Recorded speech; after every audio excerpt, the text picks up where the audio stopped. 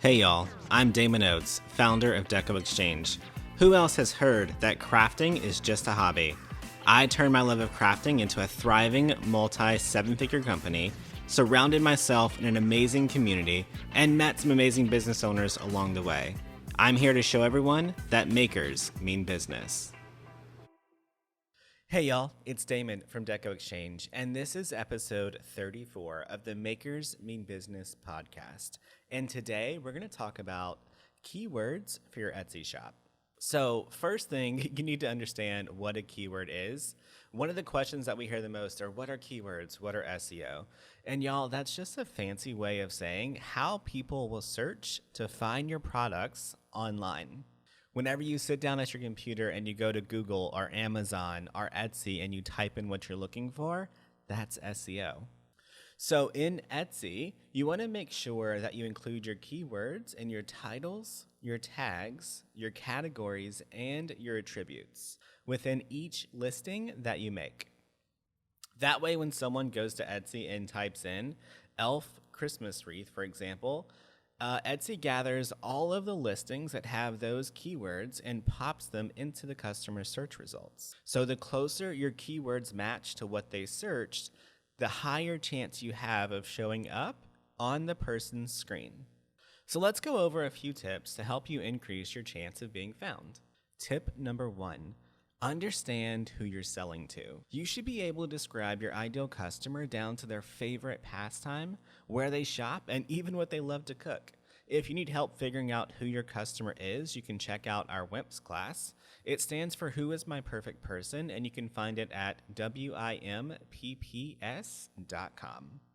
Tip number 2. Once you know who your perfect person is, you should be able to identify how they search for your product online. Would they say something like rustic or farmhouse, chic or glam, southern or country? Tip number 3. Now that you know who your customer is, how they speak or search, start brainstorming all of the ways they would describe your product. Keep in mind that how you, the creator of a product, looked at or describes a product is most likely not how your perfect person would search for it.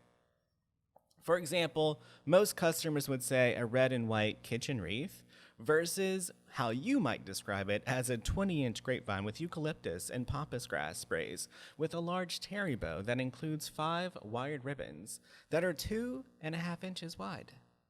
Y'all, your customer doesn't know that. Keep it simple. Tip number 4, understand the Etsy lingo. So, what does that mean?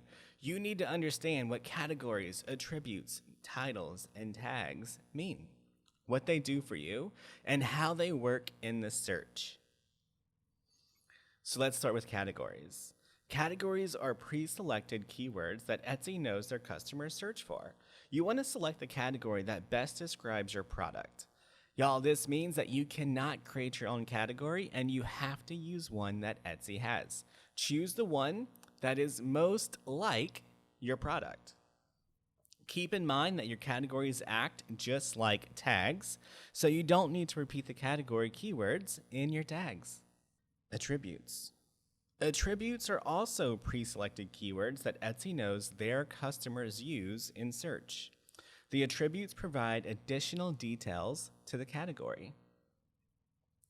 So attributes and categories work just like tags. If you use an attribute, you don't have to use that exact match as a tag, but you can use it in a long tail keyword if it makes the keyword more searchable.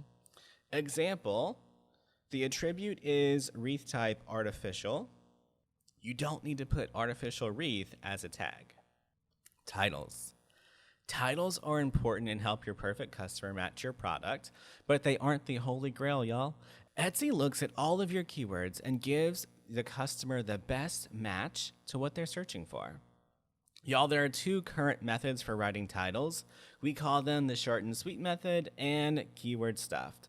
Etsy is currently asking for short and sweet titles because they're working with Google, and that's how Google works. And they're really easy for a person to read. I personally still use a combination of both. I like to keep the beginning of my title short and sweet, easy to read, and then I keyword stuff the back end. Why would I want to leave out the opportunity to get more keywords that people can search for? So no matter which way you write your title, make sure you include your most descriptive keyword and put it in the front of your title. Tags. Y'all, tags, these give you the opportunity to add 13 additional phrases that describe your product. And here are some tips for tags. Try your best to use all 13. It's not required, but it will give you more chances to be found in the search. Use long tail keywords. For example, front door wreath versus wreath. Use your shop stats to see what keywords are giving you results and update them if they aren't. Try not to repeat tags. Use stuff like Christmas porch decor and wreaths for your front door. That gives you twice as many results versus porch wreath and door wreath.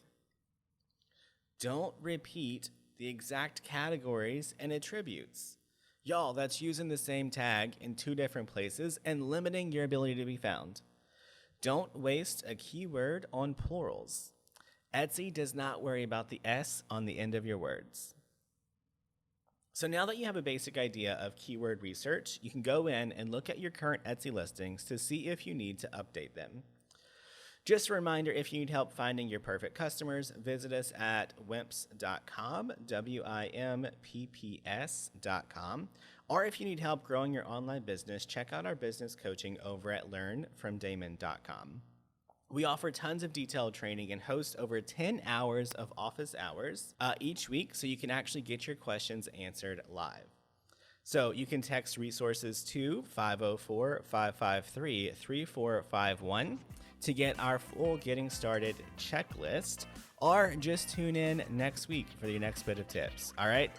Bye, y'all.